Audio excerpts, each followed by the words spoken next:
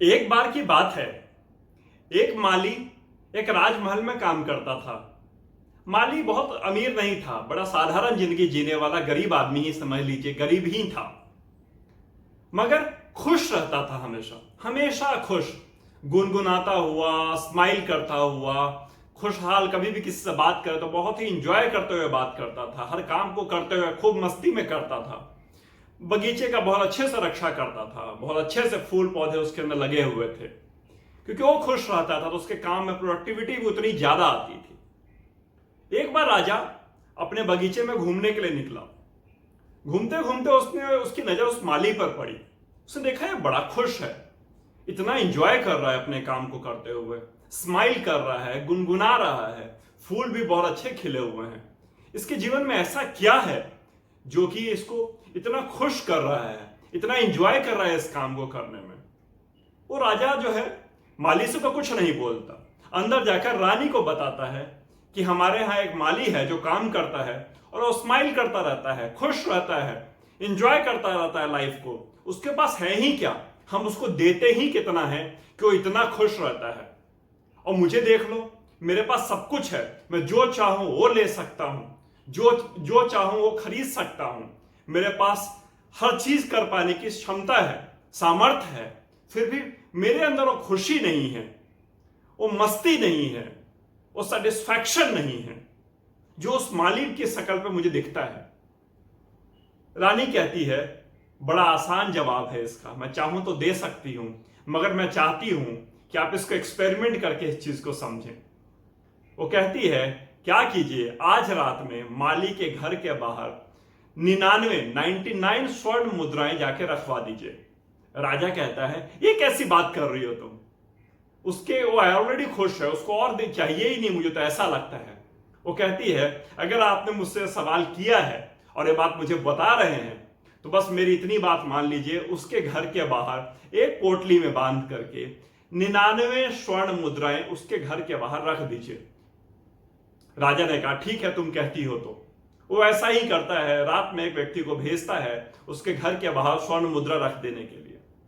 सुबह होती है, उसकी बीवी दरवाजा खोलती है, माली की बीवी, और देखती है कि बाहर एक पोटली रखी हुई है। लेकर अंदर जाती है और देखती है इसमें तो सोने की मुद्राएं हैं। चौंक जाती है, उसकी खुशी का ठिकाना नहीं रहता। वो अपने पति को बताती है, माली भी आता है, वो भी देखता है, वो भी बहुत खुश होता है, कहता है, वाह भगवान, कितना दिया आपने, हमने तो कभी इतना मांगा भी नहीं था आपसे। मैं होना क्या था? वो गिनना शुरू करते हैं, वो दोनों गिनते गिनते वो उस फिगर पे पहुंच जाते हैं जितनी मुद्राएं उसके अंदर रखी हुई थी, 99। माली का दिमाग खनकता है, कहते हैं 99 मुद्राएं, 99 मुद्रा कैसे हो सकती हैं? कोई व्यक्ति कहीं ऐसा क्यों करेगा? अगर देता तो पूरे पूरे 100 देता, एक मुद्रा कम देने का क्या वजह है? हो ना हो, किसी ना किसी ने इस मुद्रा को इसमें से निकाल लिया है, या फिर जो भी यहां रखने आया था इसको, उससे गिर गया है। क्यों ना इसको ढूंढा जाए। वो साइड में रखता है उस पोटली को, अपनी बीवी को बोलता है, मैं आता हूं, ढूंढता हूं, पता लगाता हूं किसने ये मुद्राएं रखी हैं और किसने मेरी एक मुद्रा को चोरी कर ली है। रास्ते भर ढूंढता चलता है, हर तरफ तलाशता रहता है। इसी चक्कर में वो राजमहल पहुंचने में भी उसको लेट हो जाता है। राजमहल में भी जाकर के वो इसी चिंता में डूबा रहता है कि एक मुद्रा कहां गई, किसने ले लिया, कौन ले सकता है। कई दिन बीत गए, वो इसी चिंता में रहते हुए उसने स्माइल करना बंद कर दिया, उसने खुश रहना बंद कर दिया, गुनगुनाना बंद कर दिया। बगीचे में फूल भी उतने अच्छे खिलने बंद हो गए। राजा ने यह चीज देखी, उसने अपनी पत्नी को बताया कि उसने खुश रहना बंद कर दिया, उसने गुनगुनाना बंद कर दिया, उसने स्माइल करना बंद कर दिया। ऐसा क्यों हुआ? रानी कहती है, बिल्कुल वही कंडीशन हो चुकी है उसकी जो आपकी है। आपके पास जो कुछ है उसको एंजॉय करने की जगह जो आपके पास नहीं है उसकी चिंता करने में आप ज्यादा व्यस्त हैं। हम सभी, मैं, आप, हम सभी इसी चिंता में डूबे हुए हैं। जो हमारे पास नहीं है वो कैसे आ जाए, कैसे ले लें उसको, कैसे छीन ले, लूट लें, बाय हुक और बाय द क्रूक। बड़ी फेमस लाइन है, आजकल लोग बड़ा खुल के बोलते हैं इसको। मैं कहता हूं जो है उसको बढ़ाने की कोशिश कीजिए, जो है उसको पहचानिए, जो है उसको संजोइए, उसी को आगे बढ़ाइए। जो नहीं है उसी से मिलेगा। वो व्यक्ति यदि 99 को बढ़ाता जाता तो एक दिन ऐसा आता था कि 99 200 हो सकता था, मगर उस चिंता में रह गया कि वो एक कहां गया जो उसका था ही नहीं। उसकी चिंता में वो डूबा रहा। ये कहानी सिर्फ उस व्यक्ति की नहीं है, ये सिर्फ उस माली की नहीं है जिसको 99 स्वर्ण मुद्राएं मिली।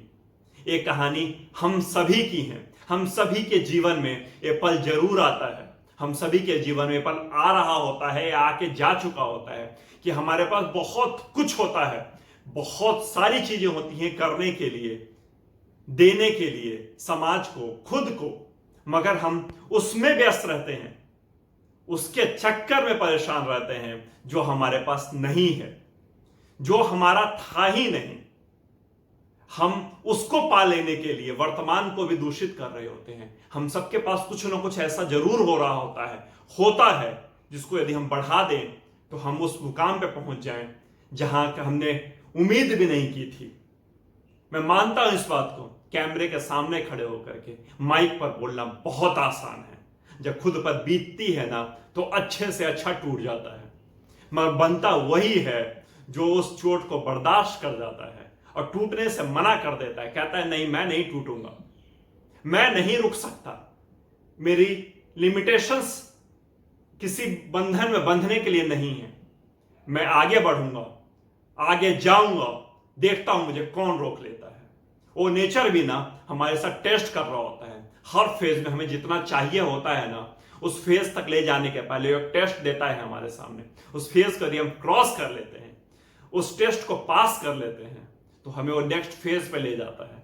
बस टूटिएगा नहीं, उस फेज को पार करते हुए, उस फेज पे अगले फेज पर जाते हुए वो इतनी ही तकलीफ देगा कि जितनी आप बर्दाश्त कर सकें।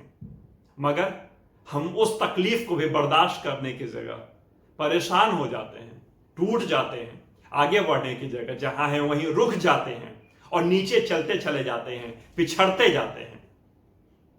संभलिए, सोचिए और करिए। मिलता हूं बहुत ही जल्दी नए वीडियो, नए सेशन में। तब तक के लिए आपका दिन शुभ हो।